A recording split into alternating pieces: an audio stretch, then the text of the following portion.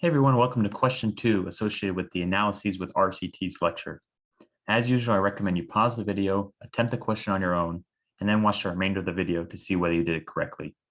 So in this case, a meta-analysis is conducted to summarize the effect of drug A on the risk of MI, and we get the following results as displayed in the forest plot. So we see the relative risk in studies 1, 2, and 3, and in the overall summary metric.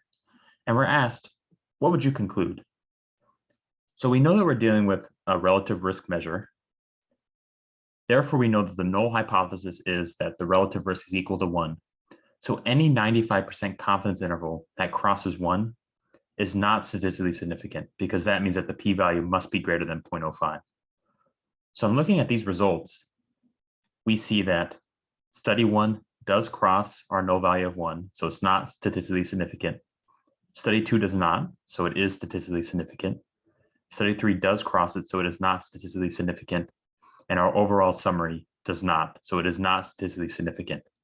So in this case, even though in study 2, we saw there's a statistically significant result, the whole benefit of a meta-analysis is that we're combining the results of multiple independent studies, preferably RCTs, in order to have the most well-powered analysis that hopefully will give us the best hint of what the truth is, what the true association is. And we see that after we've combined the results of these 3 independent studies, there is no statistically significant result because our 95% confidence interval crosses 1. And therefore, we would conclude there is no statistically significant impact of drug A on the risk of MI.